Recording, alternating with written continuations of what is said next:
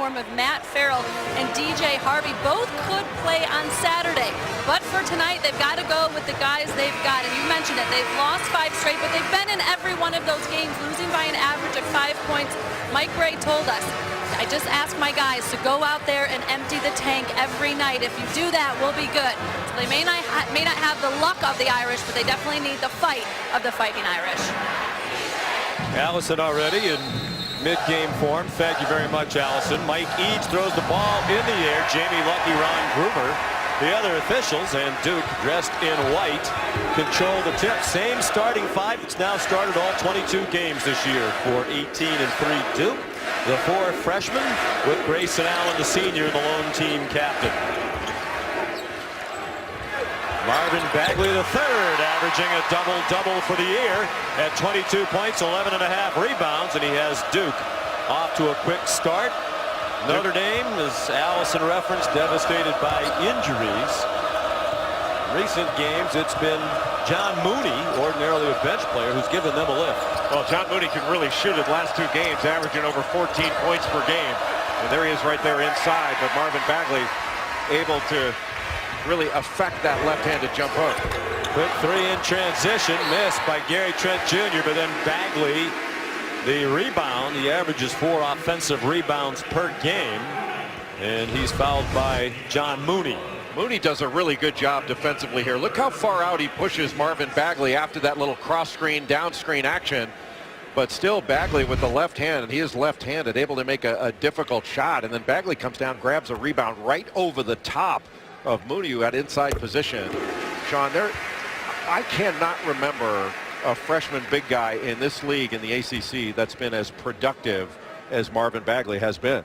He's absolutely remarkable in his productivity level and his activity level. And those 2 things are related to one another. You mean you can't remember it back since you played? Since you.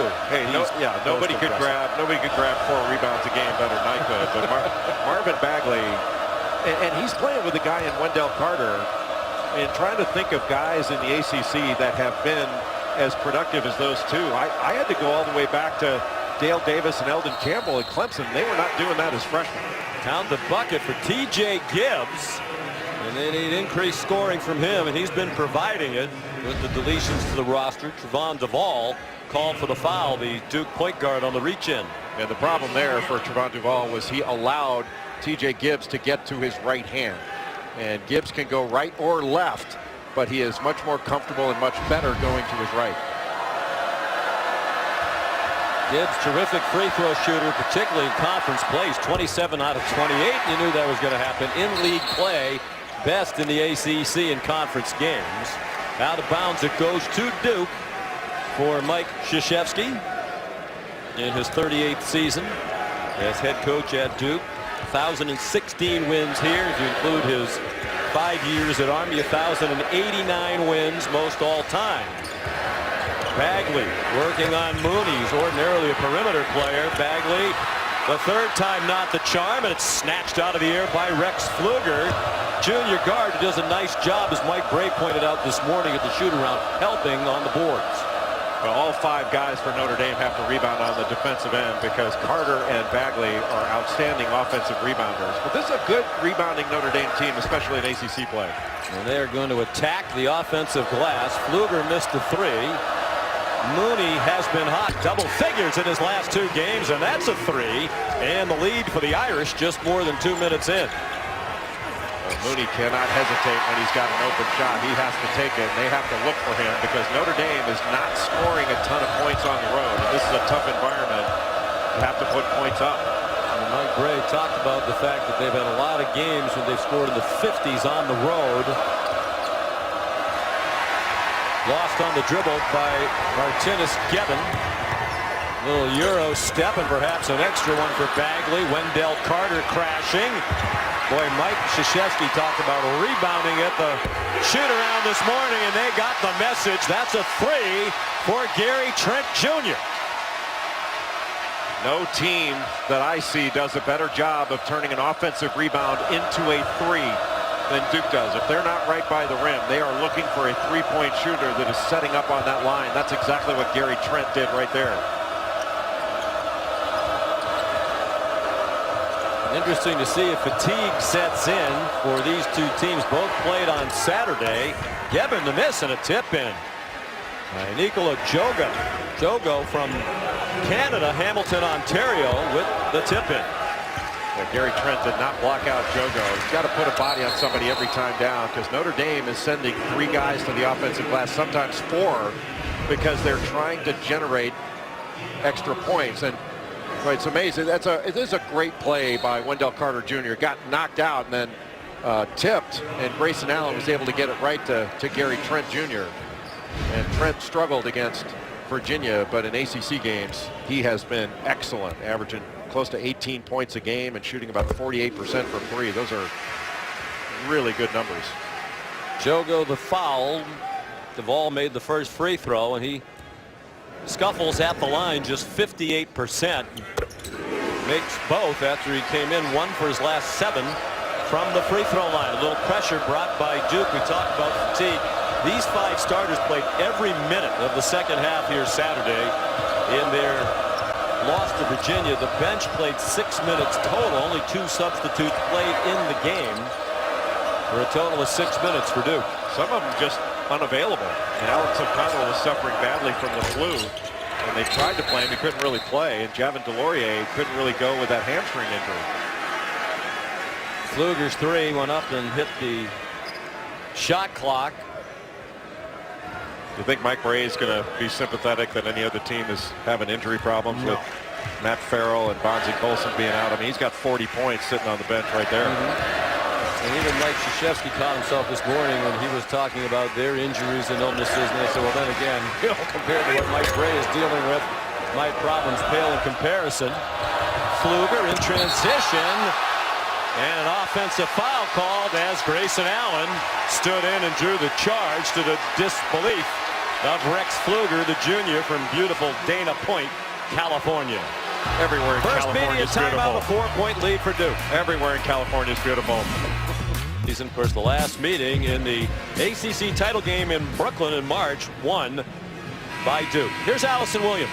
Thank you very much, Sean, here with Bonzie Colson. Bonzie, you had a big game when you played here in Cameron, 31 points. What did you tell some of the young guys about playing in this atmosphere? Just embrace the challenge. You know, it's not going to be easy. It's a legendary place, so just have fun.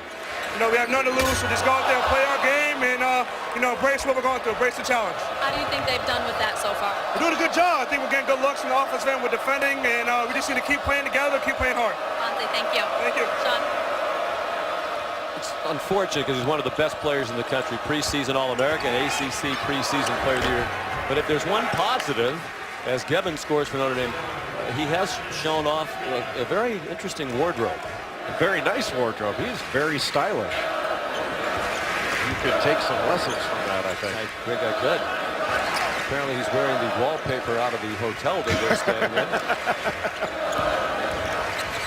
Grayson Allen, tough shot, and he made it.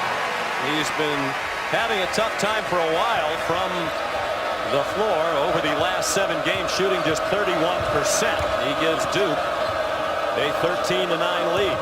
He's actually had 5 points or less in 3 of his last 5 games, which is really unusual for Grayson Allen.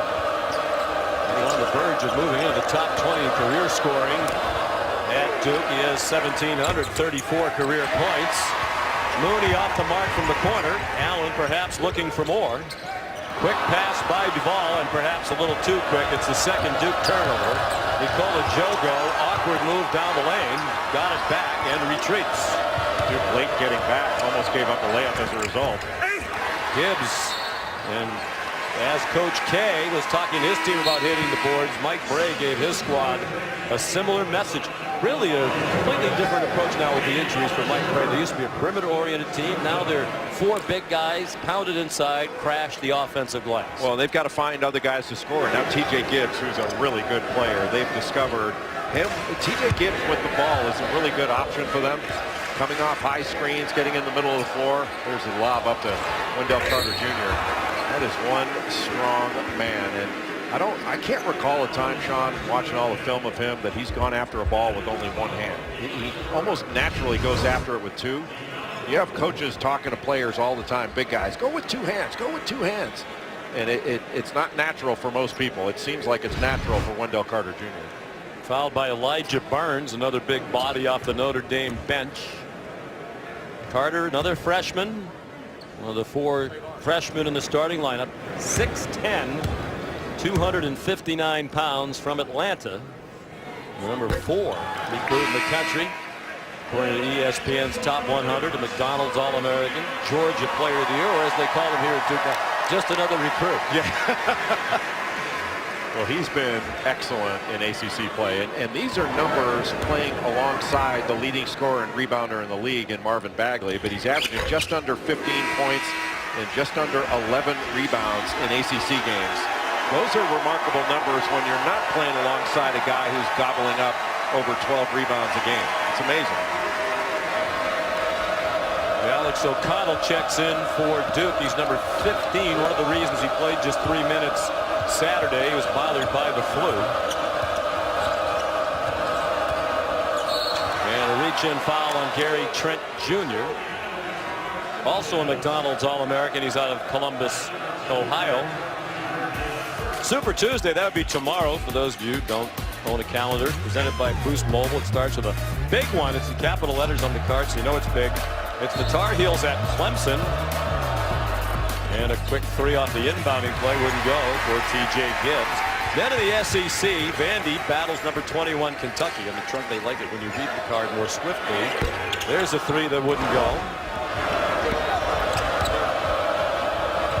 Some remarkable numbers from the weekend where both Duke and North Carolina lost at home on the same day for the first time since 1973. Richard Nixon was president. Secretariat won the Kentucky Derby that year. Coach K was at Army, and Roy Williams was coaching high school golf. You just totally blew up one of our production elements that they worked all week on. There's a 3 for Grayson Allen. And a 17-9 Duke lead, largest of the game, and 5 points for Grayson Allen. Secretariat was no part of our production elements. But Richard Nixon was? Was Richard Nixon? Yeah. The Sears Tower was built in 1973. But you are about the 1 millionth person who referenced that both Duke and North Carolina lost at home for the first time on the same day since 1973. So I think we can put that one to bed. I don't think we can. All right, can we do the production element? Held ball will go to Notre Dame. February 21st, there it was. Hey, who knew that the Sears Tower wasn't completed? Nixon looking for tax reform. Some of his successors have been seeking that as well. Coach K serving in the Army. Roy Williams is a high school basketball and golf coach in his first year. Our producer Eric Mosley said he looked like Jason Sudeikis. He did look a little like Jason Sudeikis. It was a long time ago, I think is the point. Oakland A's won the World Series that year. Okay. What else you got? New York Knicks won the NBA championship. That was a long time ago. Is that about the last time you went 10 seconds without speaking? Boy, is he a good player. He sure is. So a couple productive. times I've seen Duke in person. I know Bagley gets all the hype, but Wendell Carter looks every bit as impressive to me. Timeout.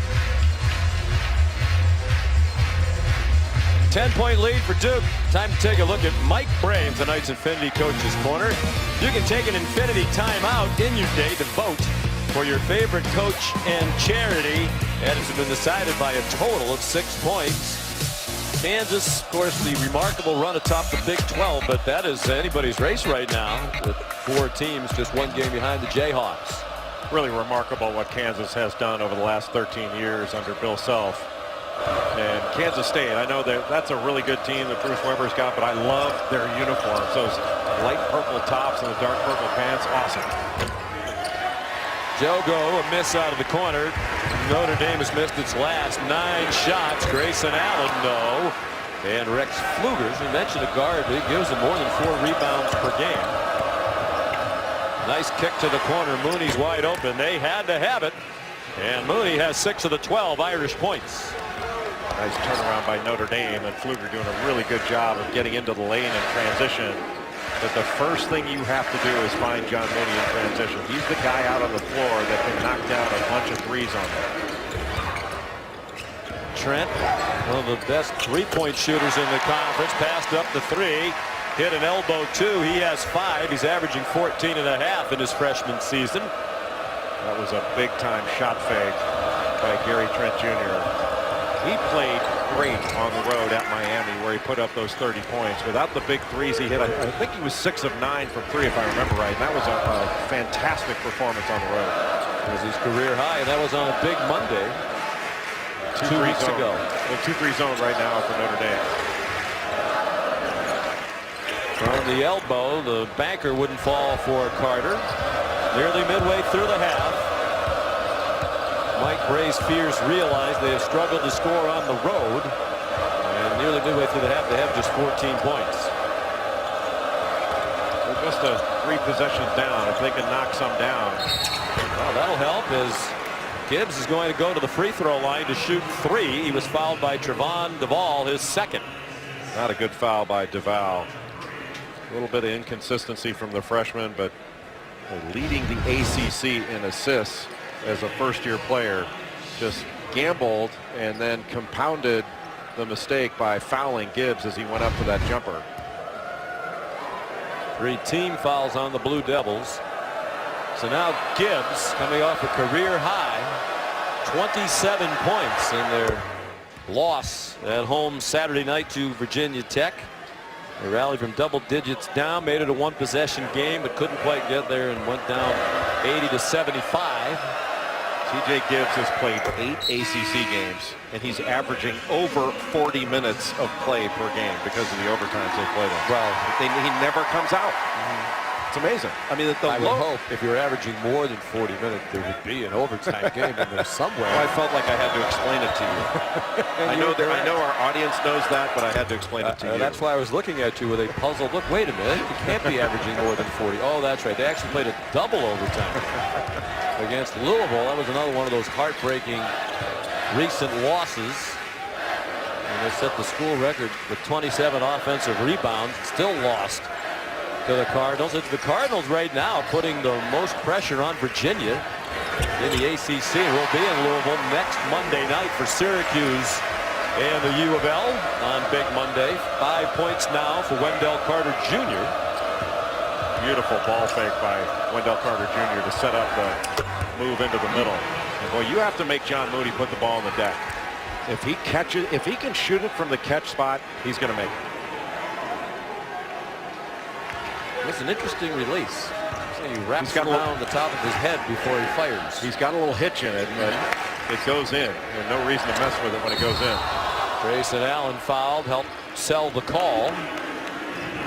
Matt Farrell and Bonzie Colson have been very active cheerleaders on the bench while they've been out injured. As Allison said, they're hoping to get Farrell back for their next game on Saturday at NC State. Anything to say about his wardrobe choices? Wasn't really paying close attention. He looks very good, although he was wearing a Friends baseball cap today. Allison Williams pointed that out to him. It's an older show, but Friends has made quite a comeback among the younger set. I don't know if you're aware of that. I'm not aware of that. I'm not sure how you would know that either. I'm a younger person.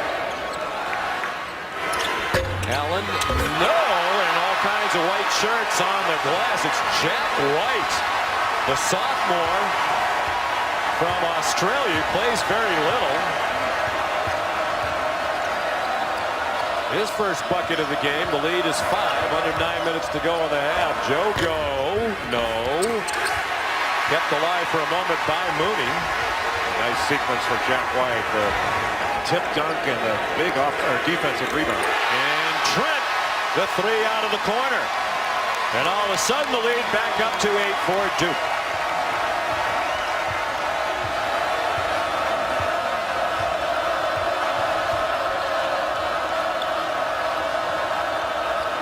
.433rd consecutive home sellout here at Cameron for Duke. Dating back to 1990. Gebbin tried to quiet them. Good rebound by Mooney. He's been the man of the match for the Fighting Irish. You really have to put a body on Notre Dame because they go hard to the defense or to the offensive glass, and Duke has not been blocking out. T.J. Gibbs now with 9. 8 minutes to go in the half.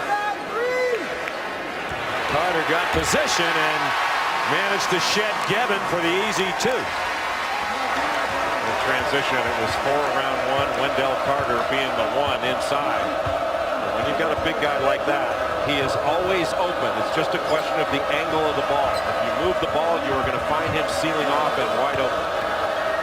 Fluger, Mooney feeling it, making it. You cannot come off a ball side corner shooter. And that's been an NBA thing for a long time. It is now a college thing, really on every level of basketball. Give up the tough 2. Don't give up the standstill 3. Trent. Yes, boy, he's a great-looking shooter. Beautiful rotation on that ball. He has 11 in this first half. He's really in ACC games, Gary Trent Jr., the only consistent three-point shooter because Grayson Allen has struggled so badly from 3. Jogo doing a couple of bumps from White without a whistle. High off the glass and a little too high. And then Allen traveled. He felt Rex Fluger coming toward him. And aware of the possibility of contact, he walked.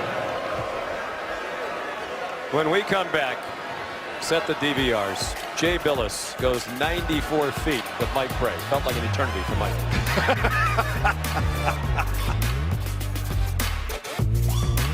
Average lasagna, not in this house, because that's no average. 94 feet. Wow. Washington Post paperboy may be your next job. Will be. I was hoping for a funny answer. What did you take from Morgan Wood? Well, a couple of staplers. He is, and you know, because you've known him a very long time, we have the pictures to prove it, as fine a guy as there is in coaching. I learned a lot, obviously learned a lot from Mike Krzyzewski playing for him here for 4 years, but I learned a ton from Mike Bray. I was a grad assistant when he was a full-time. You're not going to find a better guy than Mike. Great with people, has such a nice way with his team, and a terrific coach. We talked so many times over the years, the ability to adapt stylistically to his team's strengths and weaknesses. Dukes turned it over 4 times, and Fluger will get credit for the bucket, his first. On the goaltend, Coach K and Mike Bray, we mentioned 8 years as an assistant here, and it was a great run. They went to 6 Final Fours together, won 2 national championships, and also on the staff, hard guy to recognize with all that hair, I believe that was you, or is you? Yeah, I was a grad assistant here for 3 years, and got to work with a great staff with Coach K, Mike Bray, Tommy Amaker, Pete Gaudette. I learned a ton about the game, more so as a coach than I did as a player, and learned a lot as a player. But right now, Duke is making some mistakes on the offensive end that Notre Dame is taking advantage of. Only 2 possessions down. That was a really good job to hold his ground by Austin Torres. One of the things, I mean, you know how funny Mike Bray is. Yes. I'll always remember one of the story when there was a guy named Jarvis Lang that was wearing us out in a game. We played at UNC Charlotte, and Coach K turned to Mike and said, "Did we recruit him?" And Mike said, well, grades, Coach, grades. And that had nothing to do with it. Jarvis Lang was a great student. It was just all he could think of at the time to have an excuse for not recruiting him. Smart man to have the quick answer. Jack White, the foul for Duke. Mike Bray's team badly undermanned, as Allison told you at the top of the telecast, playing without 3 of their top 6 players, including a starting point guard and the ACC preseason player of the year, Bonzie Colson. And to me, Jay and Allison, that's what makes this so heartbreaking for Coach Bray. You spent a lot of time with him this summer out at his Coaches versus Cancer charity event. He was so excited about the potential of this team, picked the 3rd in the preseason ACC poll, their highest prediction preseason since they came into the league, behind only Duke and North Carolina. To have these injuries is really a tough blow.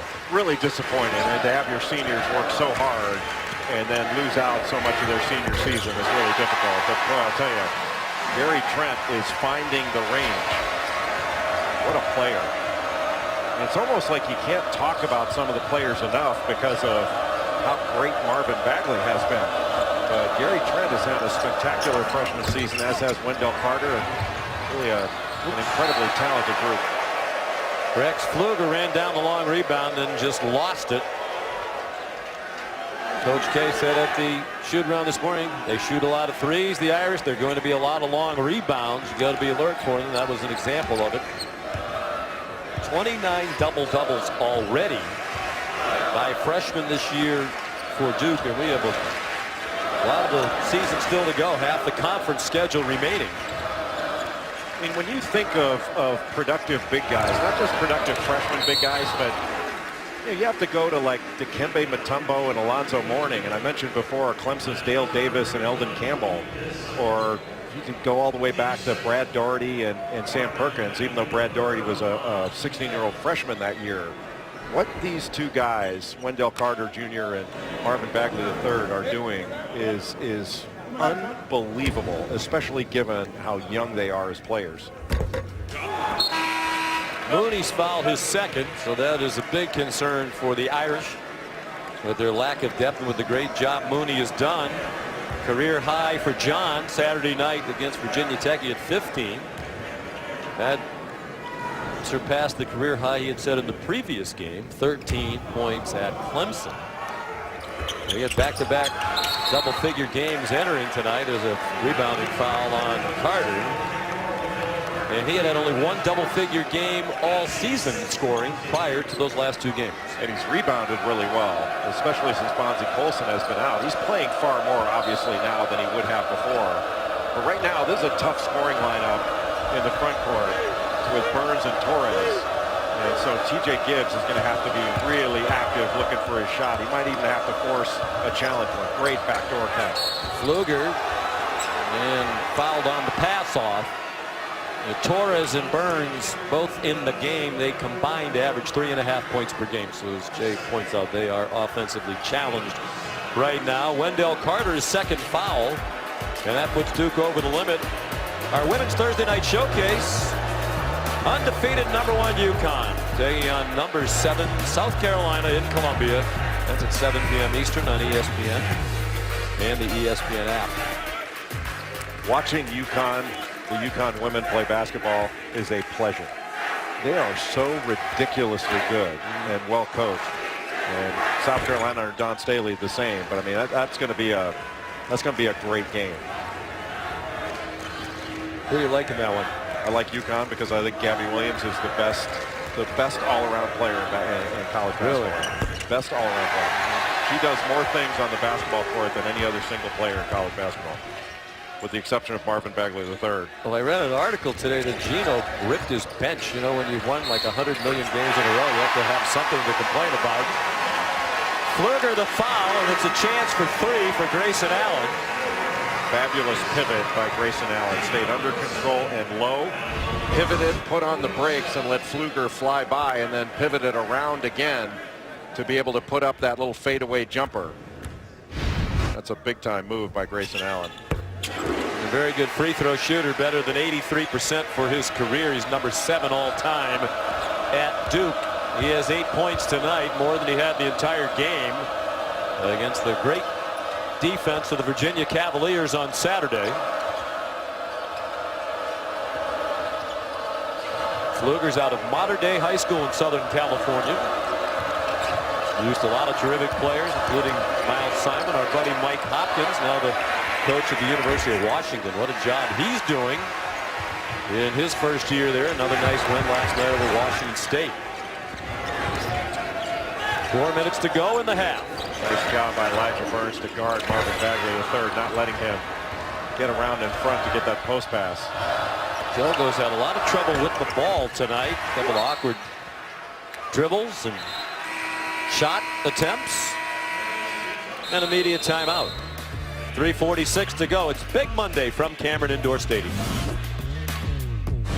ESPN's exclusive presentation of college basketball is brought to you by Adidas.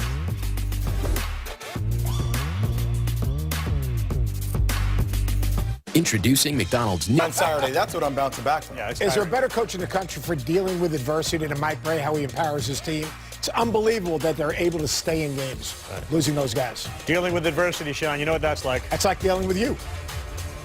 going to say, Carl, you have it every week, and I can sympathize. 12 points for John Mooney to lead the Irish. Gary Trent Jr. is 14 for Duke. Duke is shooting 52% from the floor, while Notre Dame just 31%.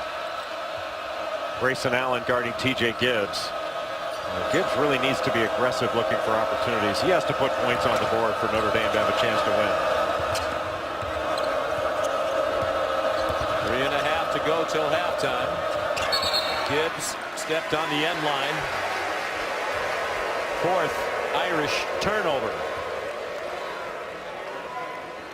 Good opportunity for Marquise Bolden, who has been out for an extended period with that knee injury, to get some minutes in game competition.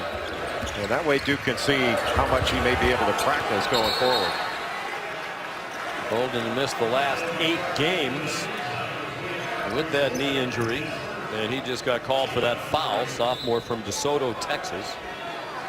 Another big body, 6'11", 246 pounds. They're over the limit, so the Irish will go to the other end for a 1-and-1. Well, Seth Greenberg made a really good point, which is hard to imagine when you think about it. But no, he made a really good words I've never heard you speak before. No, but he made a really good point about Mike Bray. Who's better at coaching with adversity than Mike? And without Bonzie Colson and without Matt Farrell, Notre Dame's in every game. And I know they've lost their last 5, but they haven't lost them by more than 5 points, an average of 5 points, I should say. And they haven't lost any by double digits, if I remember right. And you know, that's to lose 2 players of that caliber and to still be able to be competitive in this league, I think speaks really well of how he talked about Morgan Wooten, you know, being positive. Mike Bray is positive and energy giving in that way as well.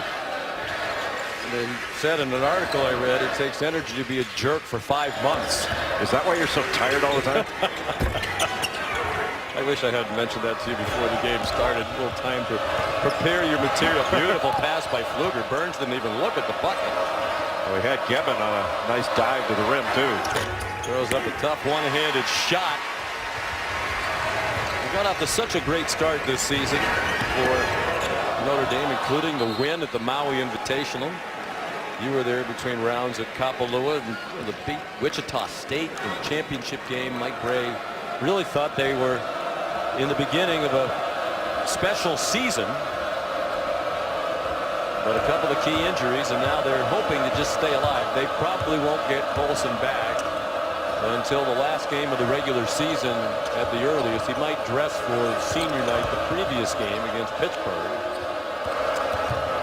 Duke right now is being lulled into Notre Dame's tempo, and they've tried to speed it up on the offensive end, and that's led to some turnovers and some mistakes. Instead of speeding the game up, if you want to speed it, you got to speed it on the defensive end. Get a defensive rebound, get a steal, get a strip, and take it the other way. 11 points for Gibbs. You can see how alive the Notre Dame bench is, within 5 with under 2 to go in the half. Mike Bray said we need to find a way to score points on the road. They're doing that now against the Duke defense that has had a tough time on the defensive end for a lot of the year. Chance to make it a 1-possession game here. Boy, Burns did a nice job guarding Bagley on that last possession. It's really not his game. He jacked the 3. He's taken only 3 all year and made 1. Timeout Duke, 1:32 to go in the half. They'll get Javin DeLaurier into the game after this. Valentine's Day, huh? You're probably planning to... Time for this week's Capital One fan vote. Once again, we want to ask you, which is the best team in college basketball? That's what they're playing for. The national championship trophy will be presented at the end of the year in San Antonio. Purdue, Villanova, Virginia. The order to poll out today, Villanova again #1, but Virginia closed the ground. They're still #2, but they got closer to Villanova with the win over Duke here Saturday. Purdue's won 17 games in a row. Go to Facebook.com/SportsCenter to cast your vote. I'll tell you, Virginia is legit. Good pass to Trayvon Duval.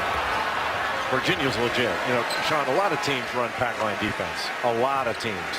I've not seen anybody do it as well as Virginia does. I mean, they are outstanding defensively.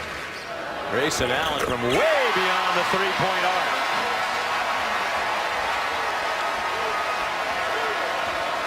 .11 for Allen, perhaps out of his shooting slump. And the lead, 8, final minute of the half.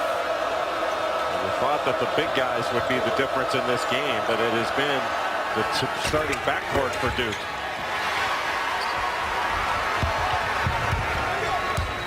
Gary Trent Jr. and Grayson Allen have had really good first halves offensively.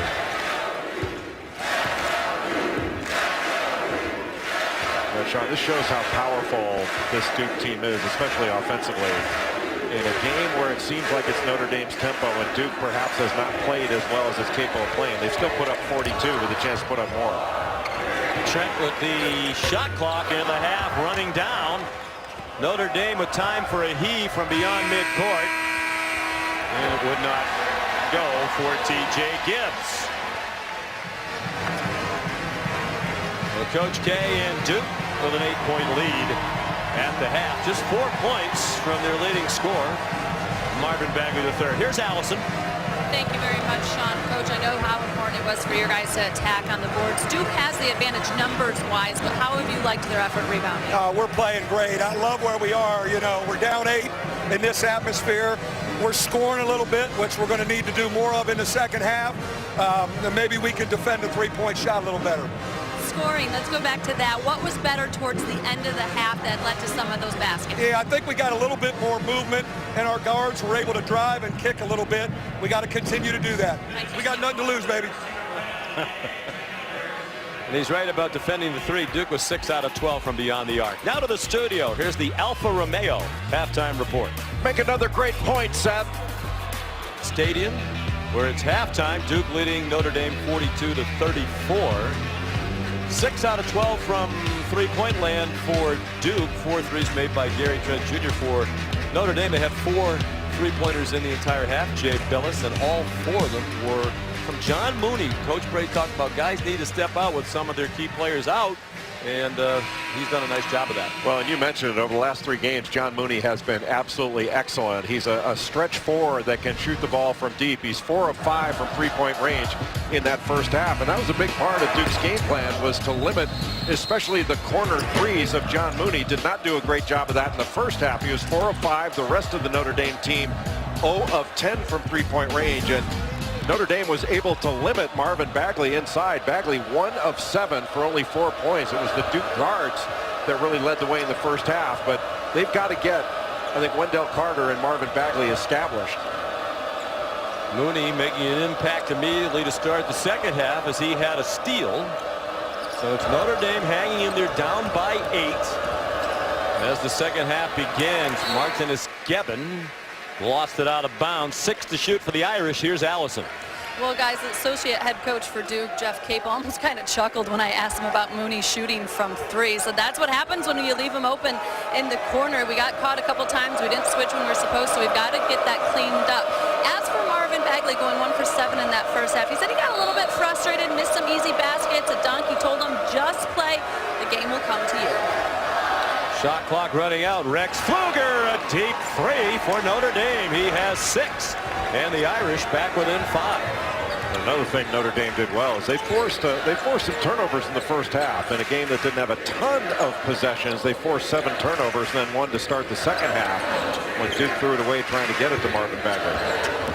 Bagley's had 17 double-doubles in 21 games entering tonight. He has a lot of work to do to get to a double-double this evening. Pfluger the last to touch it. Duke ball with a full shot clock. Trevon Duval made a very nice move, couldn't finish it off the glass, but he's another guy that has been struggling with inconsistency, especially over the last 3 games, and got off to a slow start in this one. Duval lobs it up for the one-handed flush by Bagley.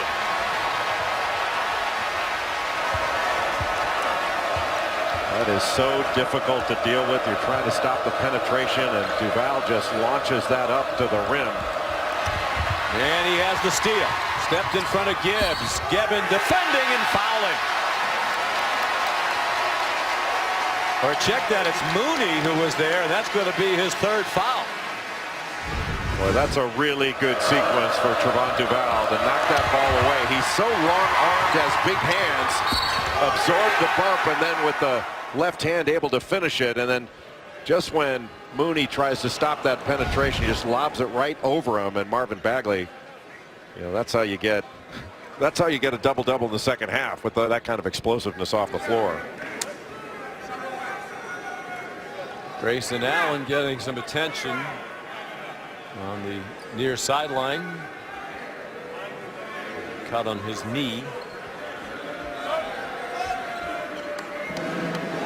Trevon Duval, his last 3 games, averaging under 4 points a game, 5 of 19 from the field. He's been having such a good year. He's not a great shooter, but he can really get to the rim. He's very good in transition. He's got excellent vision. I mean, to be leading the ACC in assists as a freshman is really impressive. Of course, it helps with Mooney on the bench. It helps pile up assists with the ball when the other 4 guys around you can all score. Every time you pass on the ball. Pfluger way off the mark.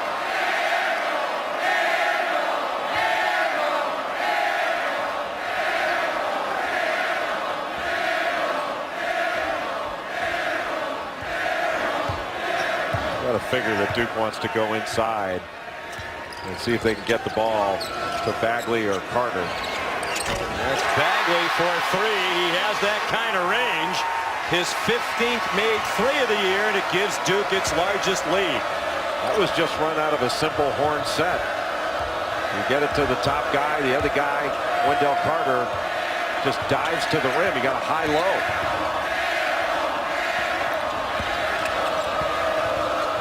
Gibbs into the corner. Quick ball movement. Pfluger traveled, moved both feet. 6 turnovers committed by the Irish. Take a look at this horn set. Going off one side, then a little roll to the basket. And if you don't get out on Bagley, he's going to knock it down. An improving shooter, which is a scary proposition given how good he is at everything else.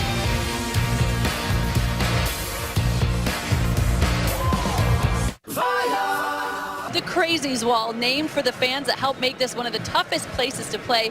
It's an interactive experience. You've got highlights from ESPN games. You've got both courts from their last 2 national championship games. And fans can see how they size up with the footprints of current players and the handprints of some former players, including Jahlil Okafor. Look at this, guys. Like, I don't have the smallest hands. That is completely insane. Phyllis, I think even your hands would look small compared to his. Guys. I know my wallet looks small compared to his. Oh, wait a minute.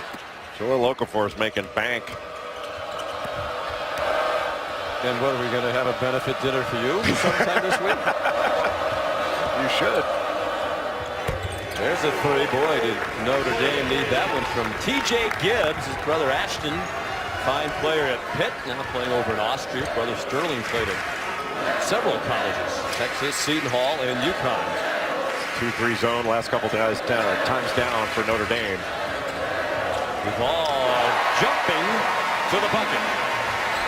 That's what's so debilitating to a zone defense is dribble penetration. And Duval has such great size for a point guard.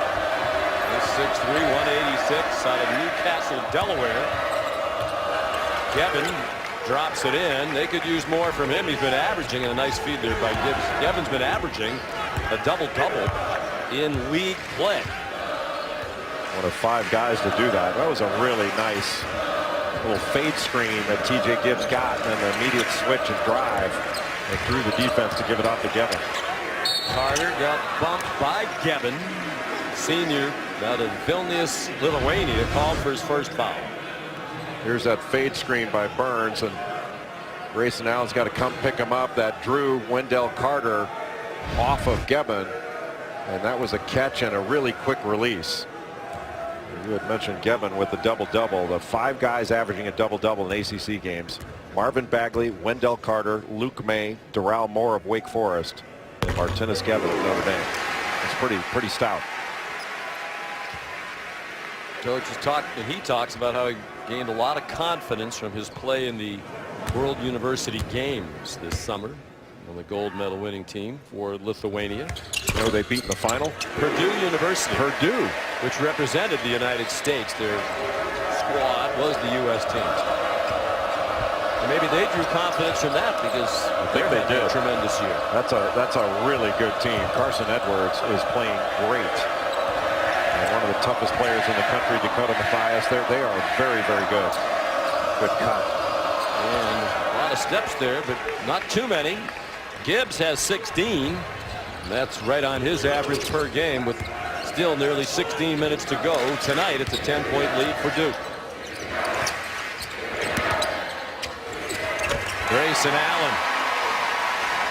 He has played under control. More comfortable going to his right. Notre Dame has been forcing him to his left. And that was an under control move going straight up. And an offensive foul called. Gevin called for an illegal screen, his second foul. Well, the last 8 games coming into this one, Grayson Allen shooting 26% from three-point range. This one putting the ball on the deck, shooting it over Elijah Burns. Getting some confidence back.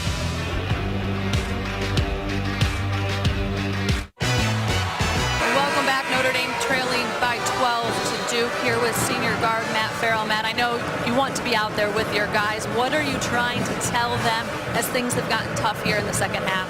Just to keep plugging. You know, we got to keep playing, making sure we're talking to the young guys, stick to what we know, and just got to keep playing hard. You know, effort, energy, and attitude, all things we can control. So me and Bonds are just trying to talk to the guys throughout the whole game. Matt, thank you so much for the time. Absolutely, thank you. Now he and Bonzi averaging 37 points per game combined. Yet in DJ Harvey 6 points per game. They're missing a lot of offense. Rex Pfluger the takeaway, and he was fouled at midcourt. Duke running a set against the zone, running Gary Trent Jr. to the corner so they can enter the ball into Wendell Carter Jr. You got to dive down to the rim by Marvin Bagley and then just pitch the ball away. Just not a good play by Wendell Carter Jr. He picked up his third foul and he heads to the bench. And Sean Bolden back in. You know, Sean, Notre Dame has to take advantage of situations like this. They just got a turnover. You know, now they need to get a bucket, get some confidence, and put a little more game pressure on Duke in this environment. Austin Torres set a screen for Pfluger. Dangerous pass, but it got to Gibbs. He's fouled on the runner. Mike Bray disappointed that one didn't drop. And you're right, that was a dangerous pass. Duval could have taken that the other way for a dunk, just missed it. Some foul concerns now for Duke. That's 3 on Trevon Duval. Carter already on the bench with 3. They're a very talented starting lineup, but as we mentioned a couple times tonight, Duke not a particularly deep team. It was interesting listening to Mike Bray today talking about TJ Gibbs and what he's learned about him since Matt Farrell's been out and how much he likes his team with TJ Gibbs with the ball in his hands more. And when Matt Farrell comes back, and it could be as early as this weekend, and he wants to see Matt Farrell play maybe a little bit more as a 2-guard in different possessions. Another turnover. Notre Dame with Mooney running the floor. They're within 8 with a long way to go here at Cameron. Notre Dame, you heard Matt Farrell tell Allison Williams, keep plugging. And this is a team that absolutely keeps plugging. Duke needs to get the ball inside. Trent, where he's lightened up in the first half. Seems like they've hardly gotten him the ball here in the second half. He hasn't scored since the break. Huge possession now for the Irish. Torres, you talked about it earlier, when he's on the floor with Burns, that's 3.5 points combined. They're both out there.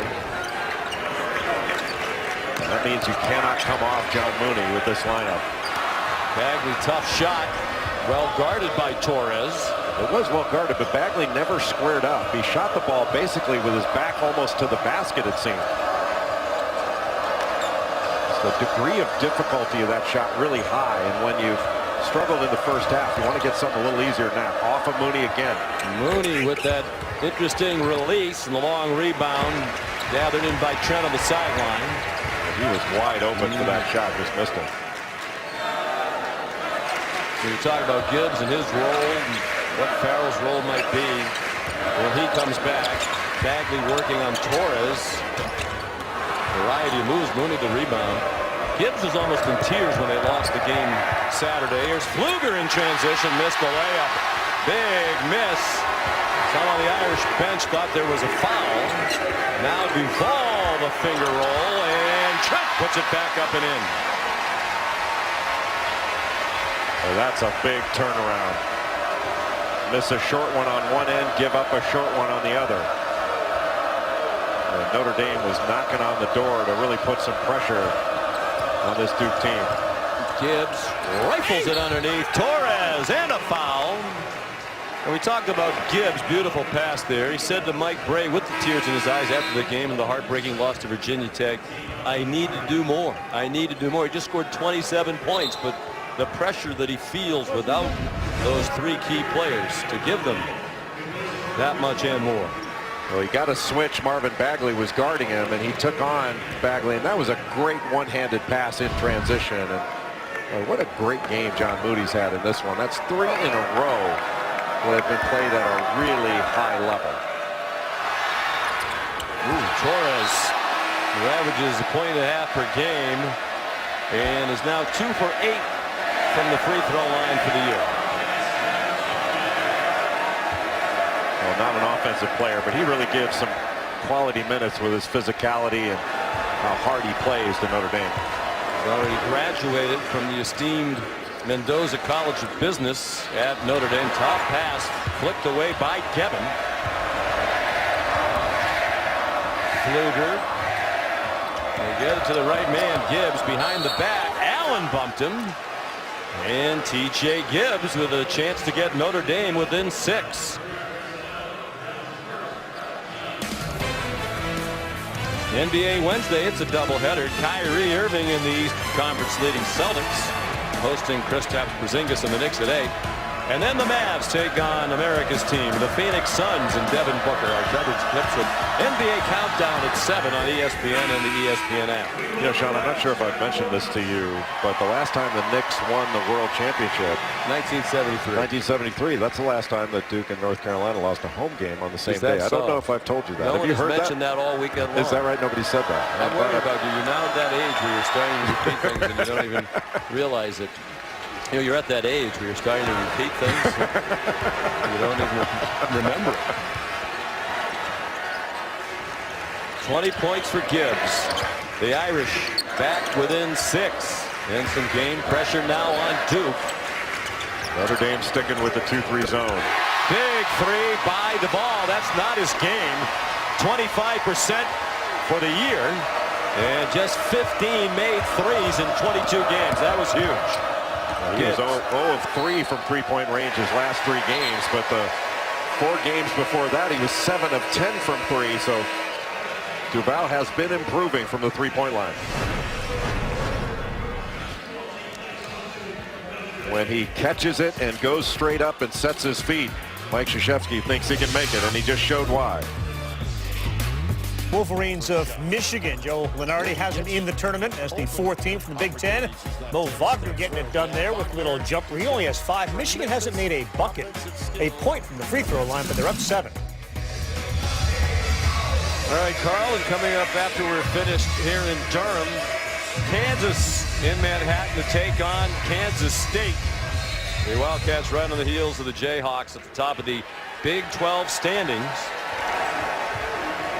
That is going to be a tough game for Kansas. Barry Brown, Dean Wade. Kansas State has a really good team.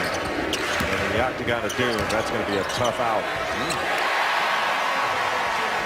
Wendell Carter. The Octagon of Doom. Yeah, that's what Kansas State's arena is called, the Octagon of Doom. Jogo, terrible pass intercepted by Grayson Allen all the way for the dunk.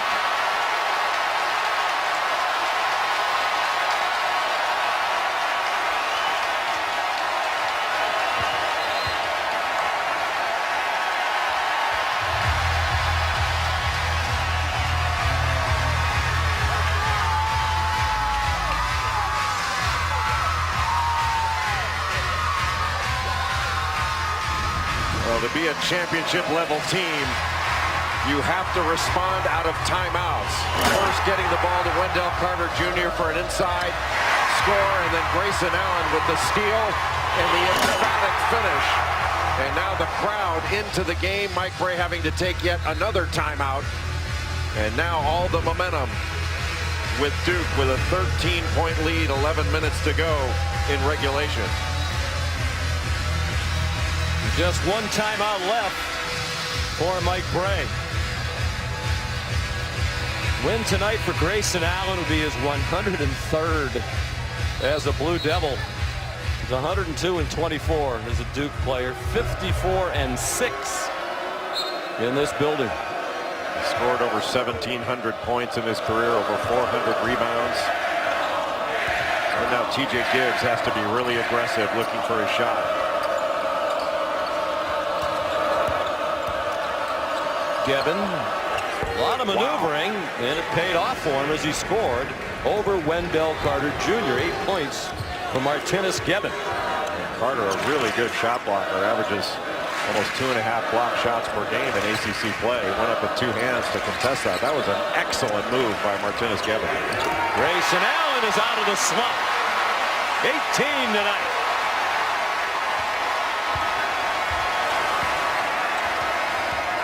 And Duke has been waiting for him to bust out. It's been several games now where he has really struggled from the field. And he started the season off not missing anything. I mean, he made everything. And that game he had against Michigan State where he scored 37 points in the Champions Classic. But when he's able to set his feet, he's got a fabulous stroke. And I know the Duke staff just felt like it was a matter of time before he was going to break out again. It has to feel good for all of them to see him knock some shots down consistently again. Of all the fouls, his 4th, so that's an issue. He goes to the bench. Gibbs done a nice job of getting to the line tonight. That was just his 9th free throw. He's made 8 of them.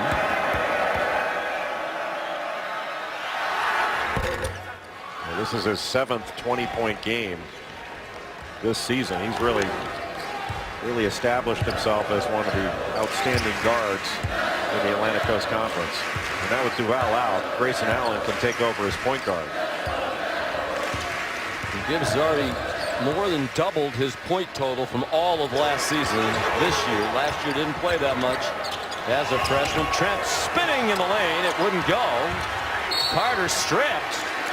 But there's a foul called. Might have got Mooney.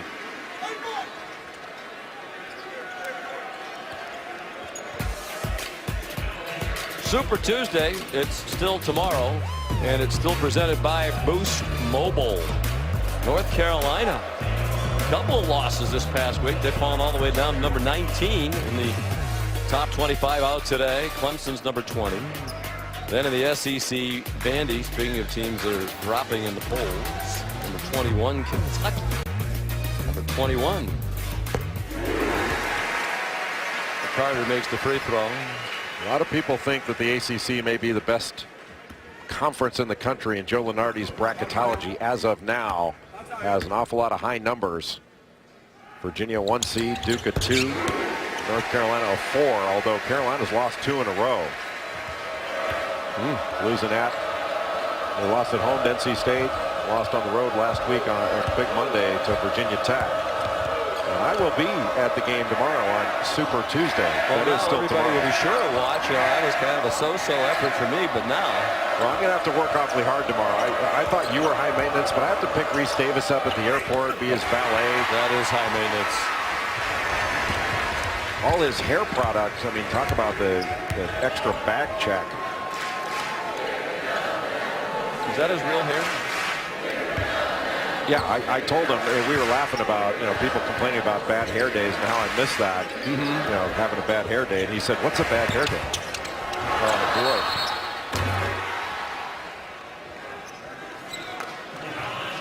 boy. Even when Marvin Bagley struggles, and he's rarely struggled this year, it's still it's so impressive to watch him. And this is a huge blow for the Irish. That is 5 for John Mooney, and the crowd waves goodbye to the sophomore from Orlando, Florida, as he has fouled out. He played really well, but that's something that with Bonzie Colson out, he's going to need to just be a little bit smarter, because he got a reach-in foul.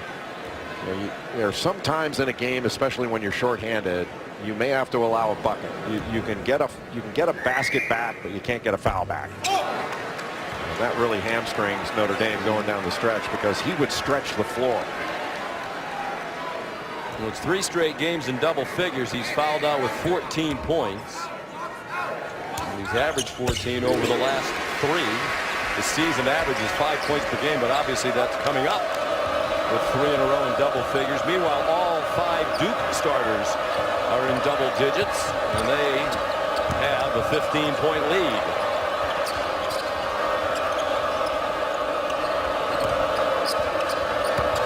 Gibbs, nice pass. Boy, is he a good player. And so is Bagley, who rejected Gibbon underneath the hoop.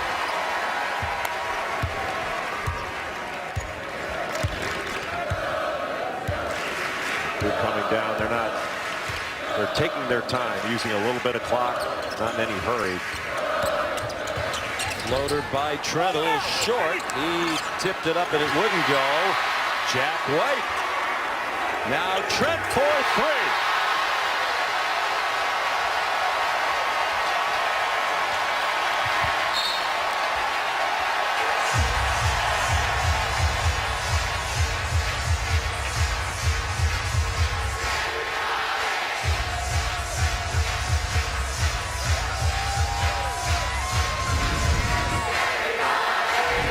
Taking some free throws before the game, and the folks at Kansas State well aware of the methods that Oklahoma used against him in their game to win. So he fires another one up.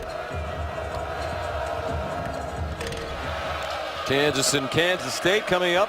Second part of our big Monday doubleheader as soon as we're finished here inside Cameron Indoor Stadium. Sean McDonough, Jay Billis, Allison Williams patrolling the sidelines. 2-3 zone for Duke out of the timeout. I'll tell you, Jack White has done a really nice job for Duke in this game. Coming off the bench and has made some momentum plays and some energy plays. And I don't think there's a better team in the country at turning an offensive rebound. Jack White looks out immediately, and Grayson Allen with the swing pass to get an open 3. And Sean, you've heard me say this a million times. I think the best time to shoot a 3 is after an offensive rebound. Because the defense is not thinking about defending anymore. They're thinking about playing offense. That would take the over on a million. Jack White, a 3. Just the second of his career for the sophomore from Australia, who had not scored at all in their previous 7 games. He didn't play at all against Virginia here on Saturday. 9 unanswered. And White a rebound. He rips it away from Austin Torres.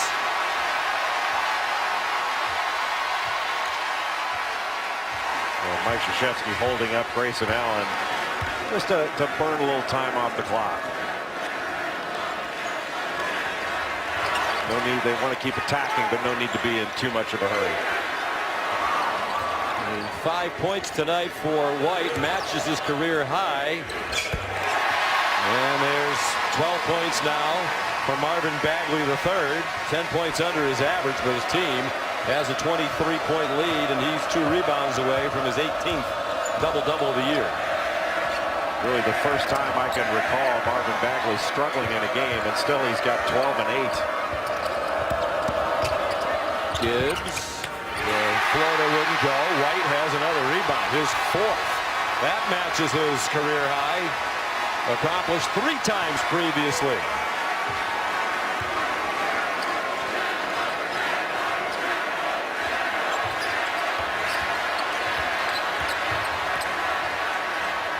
Carter's back, Devin in and scored over. 15 for Wendell Carter Jr. That is an NBA move. And it's times like that where you say Wendell Carter doesn't get the ball enough. He is a really, really good player. He sure is. Jogo, no. Hasn't really found a consistent three-point stroke in games. Mike Bray says it's going to come. He's a good shooter in practice.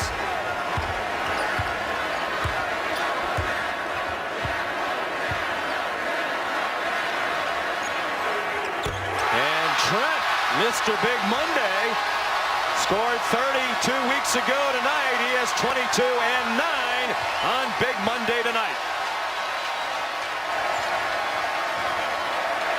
When both Grayson Allen and Gary Trent Jr. are knocking down shots, that is going to open up a lot of space for Wendell Carter and Marvin Bagley.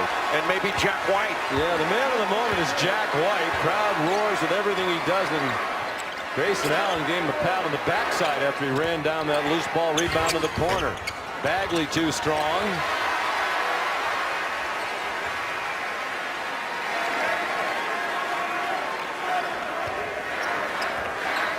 Fans chanting Jack White's name. He's open at the three-point line. I'll give it to him. Instead, that's not a bad option either. Carter the dunk off the feed from Grayson Allen. 18 straight points. Notre Dame is out of timeouts.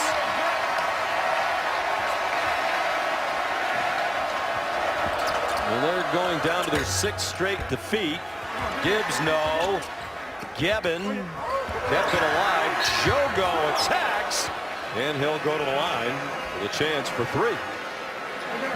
Well, for Notre Dame being shorthanded, they want to keep playing, but you really want to keep everybody healthy as well. So I don't think Mike Bray is going to want to take a lot of risks. And off the penetration, Jack White sets his feet, and this is where he's been really impactful, is on the glass on both ends.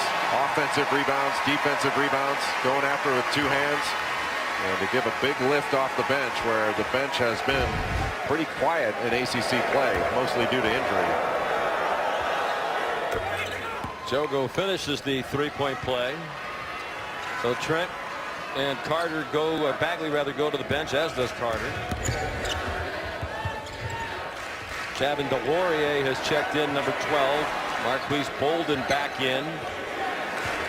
Number 20. We're under 4 minutes to go. Notre Dame back to some man-to-man. Give Marquise Bolden an opportunity to maybe get some reps. Jack White penetrates and had the shot blocked by Austin Torres, and then Jogo the dunk at the other end.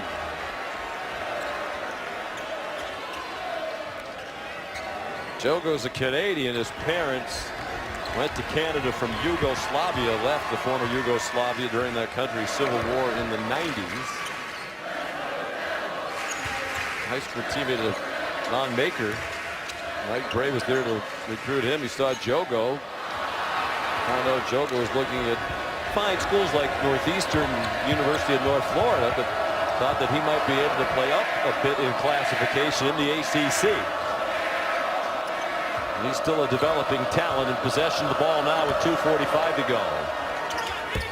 They would really love him to make a few in the games, find a little confidence, because Mike thinks once he makes a few, they'll start to come with regularity. Timeout Duke. Mike wants to get some substitutes in the game. Coach K, that is. I'm in a Bill Raftery plan right now. They're both Mike. That Mike there in your screen. ESPN's exclusive presentation of college basketball is presented by Joseph A. Bank, the new tradition since 1905. And in part by Sam Adams. Fill your glass. Smoky Mountain Boy. The Big 12. It's not going to be easy in Manhattan. That game is coming up next. We'll have some time to preview it once our game concludes with Seth and Jay. Back to you guys. All right, gentlemen, Sports Center will follow that game approximately 11 o'clock tonight. What is the Clippers' plan going forward? Opening night, sights and sounds from Minneapolis, and how Bill Belichick built an NFL dynasty. I am looking forward to that 30 for 30 on Bill Belichick and Bill Parcells. That's supposed to be, all the 30-30s are good. There's so many times over the years I've tuned into a 30 for 30. I didn't really think I was interested in the subject matter, and you wind up being captivated. But that's when I am interested in the subject matter, and from those who've seen it, it is in the tradition of 30 for 30. Terrific. I think it's going to be awesome. I can't wait to see. I've seen a couple clips, but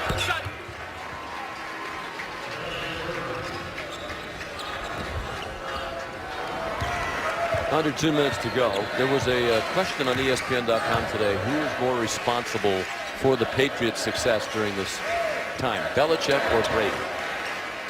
I'm starting with Tom Brady. You have to have the quarterback. You don't have the quarterback. I mean, he's a wonderful coach, but still, you have the greatest quarterback of all time. yeah, and he has been fantastic. And the idea that he is playing at this level at age 40 really is a ringing endorsement for avocado ice cream. I have the book, the TB12 book.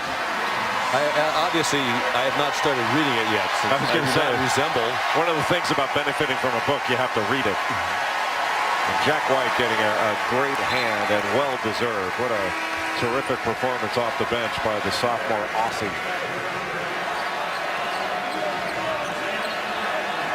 Favorite food? Vegemite. I have no idea what Vegemite is. It's a Vegemite sandwich. He's Australian. They have a new Duke notes. Food you can't live without. Vegemite. Your spirit animal, kangaroo. So I don't know if he's just, being a traditionalist from Australia, or if he really feels that way. Do you have a spirit animal? I don't even know what that is. By the way, we kind of brushed by the whole Blake Griffin thing, but apparently he's been traded to the Pistons. And I say apparently, and I know it's not apparently, because if Woj just dropped a Woj bomb, it's true. Adrian Wojnarowski says they've traded Blake Griffin to the Pistons. He's going to have to buy a coat. Yes, he will. And they've traded him for a lot, including Tobias Harris, Avery Bradley, and some draft choices. So you'll want to be tuned into SportsCenter after Kansas and K-State for the details of that one. Well, we have a moment. We want to send along best wishes to Jeff Evers, ordinarily the director of our ACC Big Monday telecast. He injured his knee while skiing over the weekend. Unfortunately, he has had to withdraw from the Olympics in Korea. And he's going to be the Wally Pipp of directors, because Doug Holmes has stepped in tonight and done a flawless job working alongside. Well, Jeff Evers is one of those rare athletes that when he tears an ACL, he's quicker. Right now, before the injury, at least, his scouting report was small but slow. Eric Mosley is our producer for at least tonight. And if substituting out the director worked this well, then we might consider a producer change. We'll be in Louisville. You will not be in Louisville next Monday night. I will not. You going to the Super Bowl? Or do you have a handwritten note from your parents? No, I asked for some time off. Battle pay, basically. Syracuse and Louisville next Monday night. Also an excellent story on ESPN.com today by Joe Lunardi, probably ghost-written. Joe Go the three, talking about every year now, Syracuse, they've sort of replaced Seth Greenberg's Virginia Tech Hokies as the team on the bubble every year, the orange. I think they'll still make it. That's a big one for both teams, Louisville and Syracuse next Monday night. Long-time friends shake hands. Big night, fun night for Duke. After the bench didn't play a single minute in the second half. Saturday against Virginia, the bench got a lot of run tonight. Who knew when the evening started that Jack White would be a star? He had a career-high 7 rebounds and matched his career high with 5 points. First career double-double for Gary Trent Jr., 22 and 10. And Duke goes to 19 and 3. 7 and 3 in the ACC. Notre Dame, without 3 key players, has lost 6 in a row. What started out as such a promising year with Colson and Farrell active and playing is now getting away from Notre Dame. It'll be interesting to see if it continues to go like this, if they even bring Bonzie Colson back. Maybe he can get back to the tournament. They can make a magical run in Brooklyn. Yeah, and the last magical run they made was in the Maui Invitational.